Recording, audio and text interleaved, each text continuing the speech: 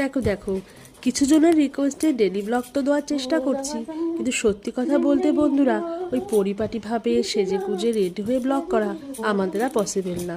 তো যাই হোক, সকালবেলায় আর এই শীতের সকালে বিছানা গোছানো, উফ, মশাটা তো আমি কোনোদিন গোছাতেই পারি না, একদম দলা মোচা করে রেখে দিই। আর দেখো কতগুলো যে চাদর হয়, তবে এটা আমার একার প্রবলেম না, প্রতিটা ঘরে ঘরে এখন সব্বার জন্য। আর এই দেখো বিছানা গোছাতে গোছাতে চুলটা নিয়ে কেমন রং চং করছি। আসলে কদিন ধরেই ভাবছি চুলের গোড়ার থেকে কাঁচি দিয়ে কেটে দেবো, কারণ উঠতে উঠতে যা অবস্থা হয়েছে একেবারে টিকটিকির লেজের মতন।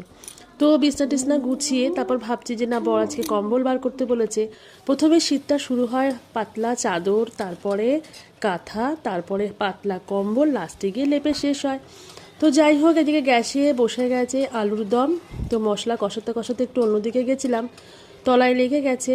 তো যেটা আমরা সবাই করি, যে হালকা হালকা করে জল দিয়ে দিয়ে সেটাকে ভালো করে নাড়িয়ে চাড়িয়ে লাইনে নিয়ে আসি। তারপর চলে গেছে আজকে বুধবার, সেন্টারে চলে যেতে হবে। ওখানে গিয়ে আজকে আমাদের বিলের সইয়ের ব্যাপার স্যাপারগুলো ছিল, সেগুলো করে নিয়ে দিদিকে বলে একটু তাড়াতাড়ি বাড়িতে এসে মাকে দেখার জন্য রওনা দিচ্ছি হৃদয়পুর।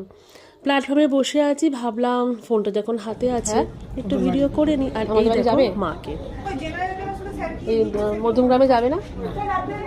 আমার বাড়ি কোথায়? হ্যাঁ,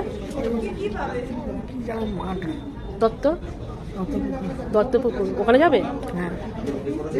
আর জানো তো বন্ধুরা, প্রত্যেকদিন মাকে দেখার পর আমি হৃদয়পুর থেকে 5:34 দত্তপুকুর লোকালটা ধরি, কিন্তু আজকে আমার বেরোতে বেরোতে এতটাই দেরি হয়ে গেল, তো লোকালটা আমি পাবো না, কারণ টোটো স্ট্যান্ড এসে দেখি কোনো প্যাসেঞ্জার নেই।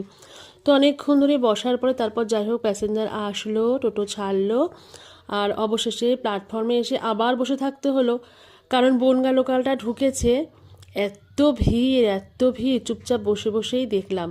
ভাবলাম যে ঠিক আছে, এরপরেই যাচ্ছে আবার মাঝেরহাট দত্তপুকুর লোকাল, তো সেটাই ধরে নেব। কারণ সত্যি কথা বলতে কি, সারাদিন ধকলের পরে যদিও 3টে স্টেশনের গ্যাপ, তবু ইচ্ছা করে না দাঁড়িয়ে দাঁড়িয়ে আসতে, মনে হয় ঠিক আছে একটু বসে যদি দত্তপুকুর লোকালটায় বসে বসে আসা যায়, মন্দ না। তারপর ট্রেন ধরে বাড়িতে এসে একটু স্নান করে নিলাম ওই গরম জলে, যেহেতু হসপিটালে গিয়েছি, বাচ্চা কাচ্চা নিয়ে সংসার, তো তোমার কাঁথা নিয়ে শুয়ে পড়লাম। আর এই দেখো আমার পাশে এখন একটু রিল্যাক্স মুডে রয়েছি, আর এই সময়টা একটু বেশ ভালোও লাগে। এসে অবশ্য গরম চা খেয়ে নিয়েছি স্নান করে নিয়ে, আর পাশে ছোটো মেয়ে বসে রেয়াজ করছে, কারণ ওর স্যার আসার কথা আছে গানের। তো বন্ধুরা, ব্লগটা কেমন লাগলো তুমি একটু কমেন্ট করে জানিও। আর আমার এখন দু চোখ আস্তে আস্তে বন্ধ হয়ে যাচ্ছে, প্রচণ্ড ঘুমও পেয়ে যাচ্ছি, যখন এডিট করছি তখন ঘুম পেয়ে যাচ্ছে। তো এখনকার জন্য রাখি, আর দিকে যখন টোটো